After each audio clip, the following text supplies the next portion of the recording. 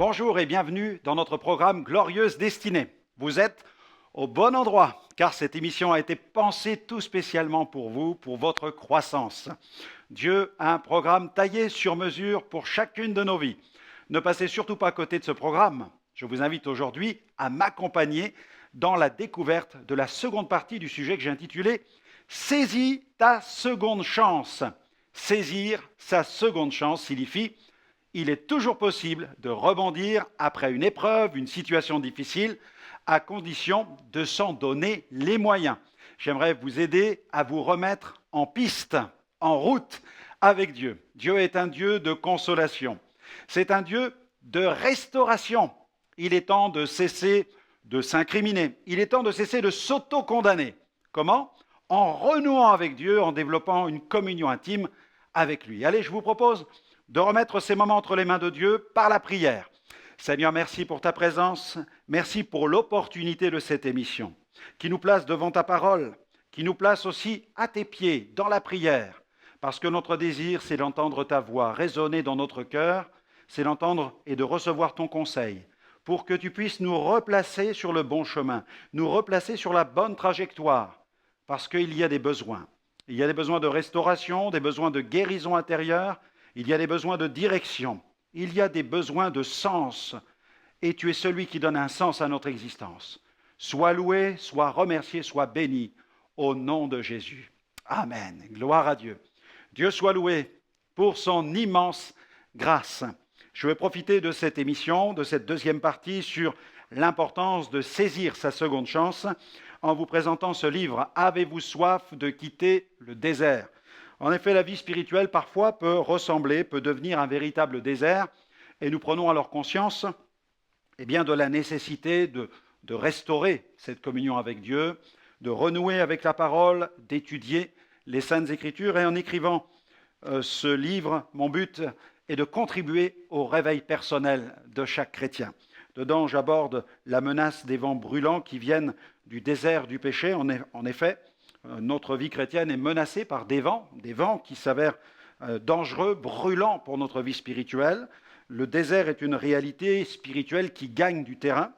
Et puis, ce livre invite à fuir, vraiment fuir le désert aride du péché pour s'abandonner en fait au fleuve de la rédemption qui coule. Dans ce désert, ne l'oublions jamais, il y a un fleuve de rédemption qui coule et Dieu désire que nous puissions nous y abandonner pour être restaurés, pour être porté, pour être conduit, car un fleuve, il poursuit sa route et il nous emmène vers une destination. Et Dieu a une destinée pour nous.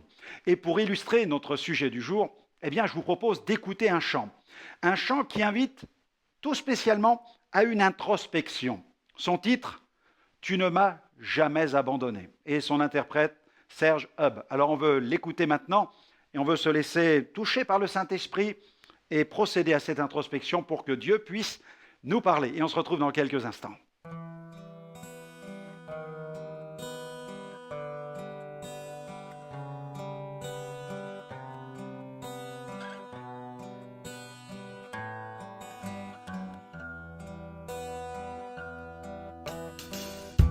J'ai trop souvent voulu marcher contre ta volonté, suivant mes propres voies, loin de toi, poursuivant des rêves confus, des désirs insensés. Je me suis perdu sans foi, loin de toi. Tu ne m'as jamais abandonné, patient, fidèle, c'est toi qui m'as tendu la main le premier.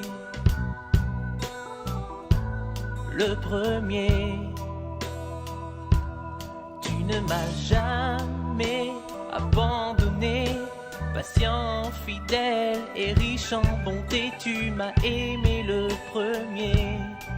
Tu m'as aimé le premier. Pardonnant mes fautes, Merci à Serge. Dieu est un Dieu patient. Oui, Dieu est un Dieu fidèle. C'est un Dieu qui est riche en bonté et il ne veut pas nous abandonner, soyez-en certains. Alors j'aimerais vous apporter un autre conseil si vous voulez saisir cette seconde chance. Conseil numéro 4, puisqu'il y a eu déjà une première émission qui a été enregistrée, et dans cette deuxième émission, nous allons voir plusieurs conseils supplémentaires, plusieurs points importants. Le numéro 4 est celui-ci, regardez l'avenir positivement. Dieu est le Dieu de la seconde chance. Si quelqu'un est tombé, Dieu peut le relever. Laissons-nous inspirer par ceux qui sont de bons exemples, mais laissons-nous aussi alerter et interpeller par ceux qui sont de mauvais exemples. Ne leur ressemblons pas et ne reproduisons pas leurs erreurs. Nous allons lire un passage qui se trouve dans la première épître aux Corinthiens. Oui, quand dans sa première épître aux Corinthiens, Paul fait référence à ses pères qui tombèrent dans le désert, eh bien, il a fait ce commentaire. Le commentaire suivant, 1 Corinthiens 10, verset 6, il a écrit « Or, ces choses sont arrivées pour nous servir d'exemple, afin que nous n'ayons pas de mauvais désirs comme ils en ont eu. » Amen, cette parole est grave, elle est lourde de sens. Mais pourquoi certains chrétiens abandonnent-ils leur appel ? Pourquoi connaissent-ils un déclin sur le plan spirituel ? Il y a plusieurs raisons à cela. Le péché, oui, les mauvais choix, ou tout simplement le manque de persévérance. Le sprinter qui s'arrête 1 mètre avant la ligne d'arrivée, même s'il a couru en tête tout au long du parcours, ne gagnera pas la course. Dans l'Ancien Testament, Moïse frappa mortellement un Égyptien, ce qui lui valut de passer, attention, 40 années de sa vie en exil. Oui, Exode 2, versets 11 à 12.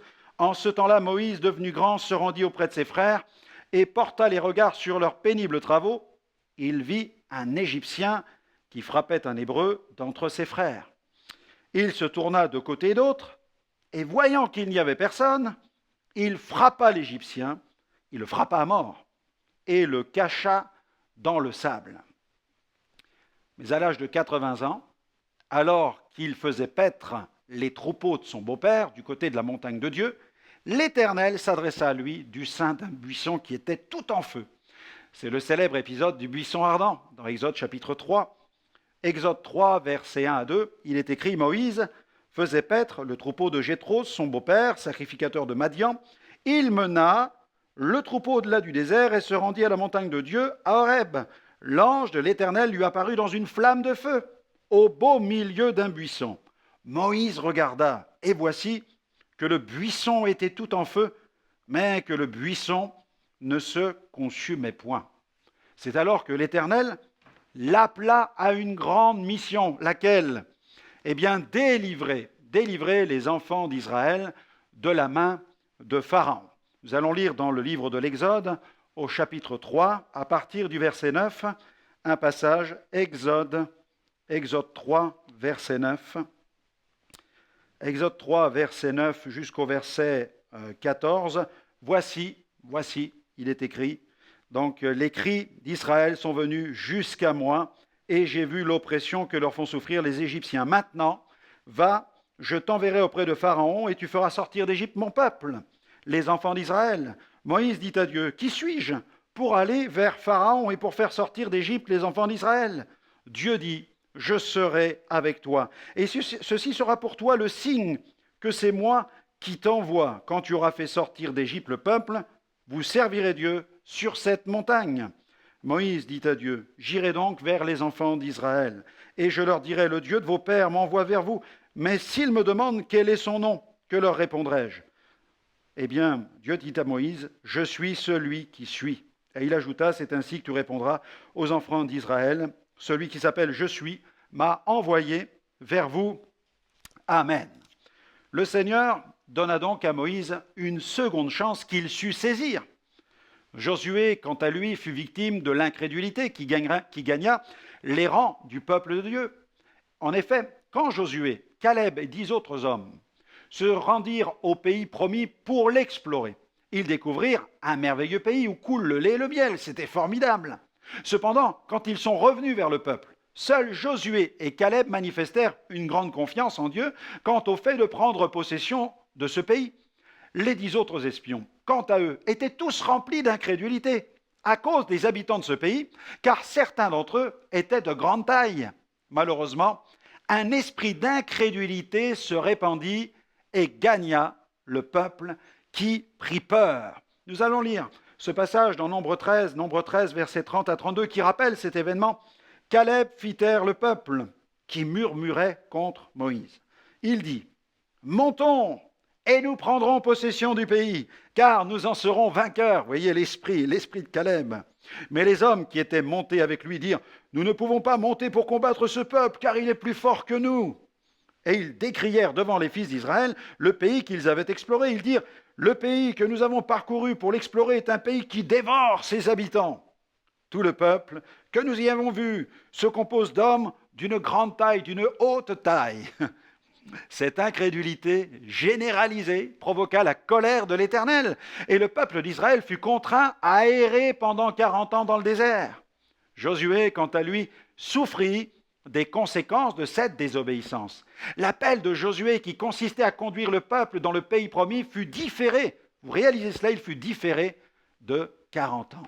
40 ans plus tard, l'Éternel déclara à Josué, dans Josué chapitre 1, versets 2 à 3, eh bien, il déclara, « Moïse, mon serviteur est mort. » Moïse, mon serviteur est mort. Maintenant, lève-toi, traverse le Jourdain que voici, toi et tout ce peuple en direction du pays que je donne aux Israélites. Tout lieu que foulera la plante de votre pied, je vous le donne comme je l'ai dit à Moïse.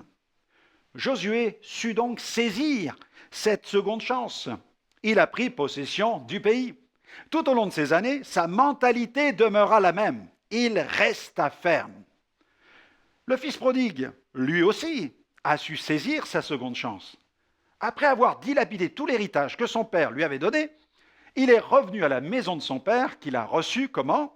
Avec une très grande joie. Alléluia. Alors, ces quelques récits doivent nous encourager à regarder l'avenir positivement. Que faire quand le désert spirituel gagne du terrain ?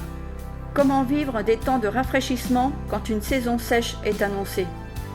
L'Église doit lutter pour garder sa fraîcheur dans un monde de plus en plus aride sur le plan spirituel.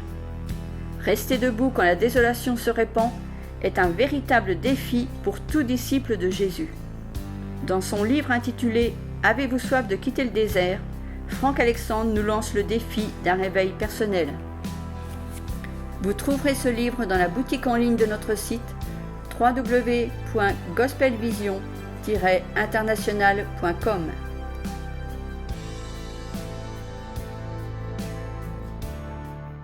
Autre conseil, réactivez votre amour pour Dieu. Réactivez votre amour pour Dieu. Un jour, Jésus posa à Pierre une question d'une grande pertinence. « Pierre, m'aimes-tu » Quelle question, hein ? Cette question, Jésus nous la pose aussi à nous aujourd'hui. Quelle est la nature de notre amour ? Eh bien, prenons connaissance de cet épisode qui se trouve dans Jean 21. Jean 21, dans la parole de Dieu, Évangile de Jean, chapitre 21, verset 15. Nous allons lire jusqu'au verset 17. Après qu'ils eurent mangé, Jésus dit à Simon-Pierre, « Simon, fils de Jonas, m'aimes-tu plus que ne m'aiment ceux-ci » Il lui répondit, « Oui, Seigneur, tu sais que je t'aime. » Jésus lui dit, « Paie mes agneaux. » Il lui dit une seconde fois, « Simon, fils de Jonas, m'aimes-tu » Pierre lui répondit, « Oui, Seigneur, tu sais que je t'aime. » Jésus lui dit, « Paie mes brebis. »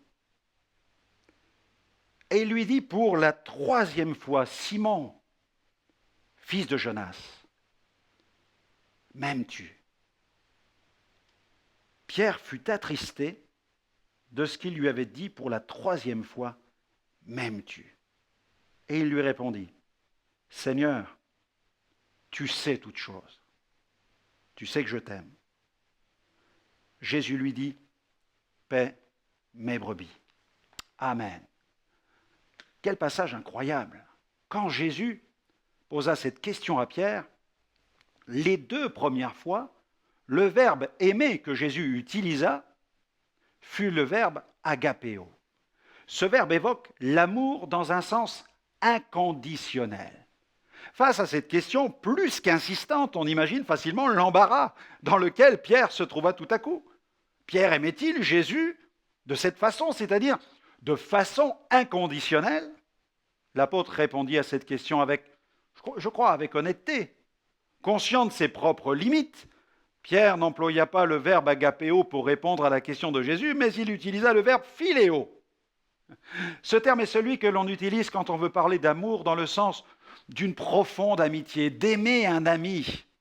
Face à Jésus, surpris par la pertinence de la question, le cœur de l'apôtre est mis à nu. Et Pierre ne put se dérober ce jour-là. Impossible de se défiler devant celui qui s'appelle la vérité. Il répondit avec sincérité. Pierre savait qu'il était un homme sujet à la faiblesse. N'avait-il pas renié le Maître 3 fois? Il se sentait indigne et incapable d'aimer son Sauveur d'un amour inconditionnel, même si tel était son plus profond désir. Il aurait tellement voulu l'aimer de cette manière. Seul Jésus peut nous aimer parfaitement, de façon inconditionnelle. N'est-il pas étonnant de constater que le Seigneur avait besoin d'entendre même de la bouche de son ami Pierre que celui-ci l'aimait? Notons aussi que le Seigneur lui posa la question jusqu'à 3 fois. Mais la 3e fois, le verbe que Jésus employa ne fut plus le verbe agapéo, mais le verbe philéo. Cette 3e question montra à Pierre que Jésus était fier de le compter au nombre de ses amis. Le Seigneur sait quelle est la réalité de notre amour pour lui. Il sait tout. Il sait tout. Le psalmiste parle de cette connaissance de Dieu. Dans le psaume 139, versets 2 à 4, « Tu sais quand je m'assieds et quand je me lève. Tu pénètres de loin ma pensée. Tu sais quand je marche et quand je me couche, et tu pénètres toutes mes voies. Car la parole n'est pas sur ma langue, que déjà, ô Éternel, tu la connais entièrement. » Amen. Après que Pierre eut affirmé à Jésus qu'il l'aimait, Jésus lui déclara « Paix mes agneaux ». Ensuite, par 2 fois, Jésus lui demanda de paître ses brebis. Ces 3 questions du Seigneur adressées à Pierre mirent aussi en évidence un autre amour, celui qu'il éprouvait pour l'Église du Seigneur. Plus nous aimons Jésus, plus nous sommes capables d'aimer l'Église, le corps de Christ. Les Écritures nous rappellent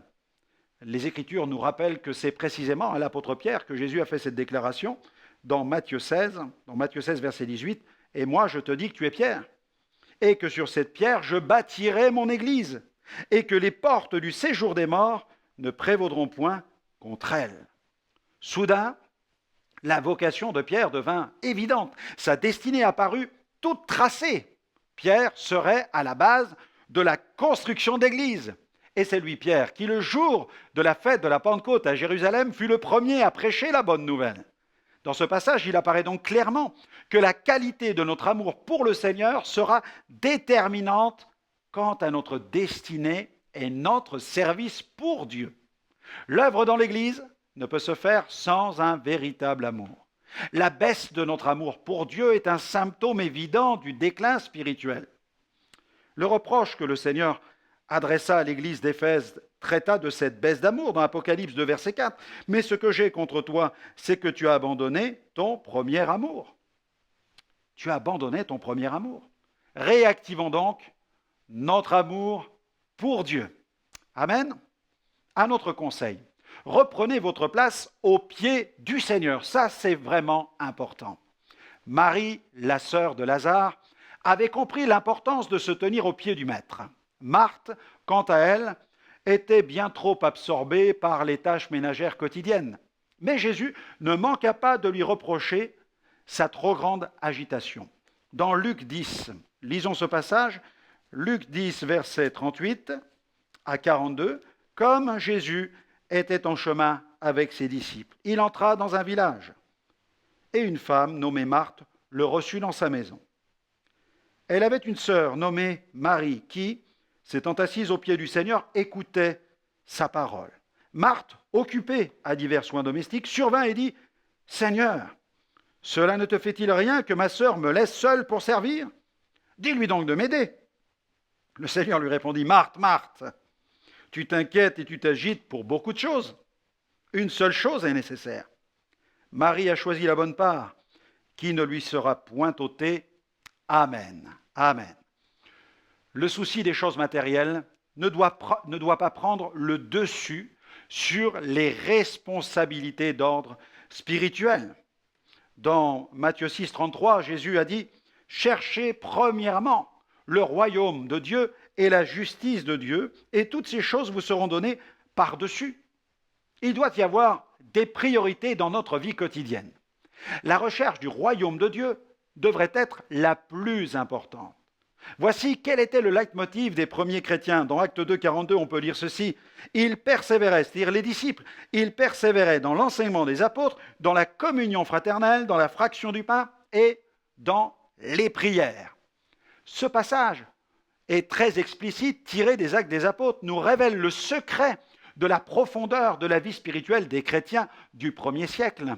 Il s'agit de 4 principes fondamentaux de la vie chrétienne. Les 4 domaines dans lesquels il nous faut toujours persévérer. Acte 2, 42. Ils persévéraient dans l'enseignement des apôtres, dans la communion fraternelle, dans la fraction du pain et dans les prières. Que faire quand le désert spirituel gagne du terrain? Dans son livre intitulé « Avez-vous soif de quitter le désert ?», Franck Alexandre nous lance le défi d'un réveil personnel. Persévérer dans l'enseignement des apôtres. La persévérance dans l'étude de la parole est le seul moyen de se garder, de se préserver des fausses doctrines et des esprits séducteurs. La connaissance de la Bible nous garde d'être entraînés par toutes sortes de vaines doctrines. Nous sommes invités à rester attachés à la vraie parole. Gloire à Dieu. Mais la parole ne sert pas seulement à nous garder de faire le mal. Elle nous édifie, elle nous inspire, elle élargit notre vision et nous enseigne à faire ce qui est bien. Et puis, nous sommes appelés à persévérer dans la communion fraternelle. La communion fraternelle. Dans Hébreux 13.1, l'auteur nous rappelle ceci, « Persévérer dans l'amour fraternel ». Le diable fera tout ce qui est en son pouvoir pour nous détacher de notre église locale. Certains chrétiens, malheureusement, devenus des jouets de l'ennemi, deviennent de véritables satellites. Ils tournent autour des églises locales comme en orbite. Ils butinent et vont d'église en église alors que le Seigneur demande à chaque enfant de Dieu de rester fidèle à son assemblée. Hébreux 10, 25, « N'abandonnons pas notre assemblée comme c'est la coutume de quelques-uns, mais exhortons-nous réciproquement, et cela d'autant que vous voyez s'approcher le jour. » Amen. Attention, Proverbe 18, verset 1er, « Celui qui se tient à l'écart cherche ce qui lui plaît. Il s'irrite contre tout ce qui est sage. » Et puis, il nous faut persévérer dans la fraction du pain. Le pain et le vin sont les emblèmes de la Sainte Seine. Le pain qui est rompu est le symbole du brisement de Jésus, notre pain de vie. Le vin versé dans la coupe est le symbole, quant à lui, du sang de la rédemption qui était versé pour nous à la croix du Calvaire. La fraction du pain, ou comme nous l'appelons plus communément la Sainte Seine, fait partie des choses dans lesquelles nous devons persévérer. Car cette Sainte Seine est une forme de mémorial. Quand les chrétiens se présentent devant Dieu avec les éléments, le pain et le vin, ils se souviennent de plusieurs choses. Tout d'abord, la mort de Jésus sur la croix pour leurs péchés, la résurrection du Seigneur, rédempteur de nos péchés, vainqueur du diable et de ses démons, mais aussi le vainqueur de la mort. Et puis, nous nous souvenons que son retour est proche. Jésus revient bientôt. Voilà, je vous invite aussi à persévérer dans un autre domaine, persévérer dans la prière. Satan ne craint pas les saints qui sont assoiffés de puissance. Ce qu'il craint par-dessus tout, c'est un saint qui prie. La prière est pour le croyant son point de contact avec Dieu. Lorsque la prière est négligée dans la vie du chrétien, alors je dirais qu'il y a péril en la demeure. Souvent, la descente spirituelle démarre par une baisse au niveau de la prière. Nous en reparlerons un peu plus loin. Le soir où Jésus fut livré, il reprocha à ses disciples leur manque de persévérance dans la prière. Il n'avait même pas pu veiller 1 heure avec lui. Rappelez-vous cet épisode de l'Ancien Testament. Quand Moïse, Aaron et Hur étaient sur la montagne.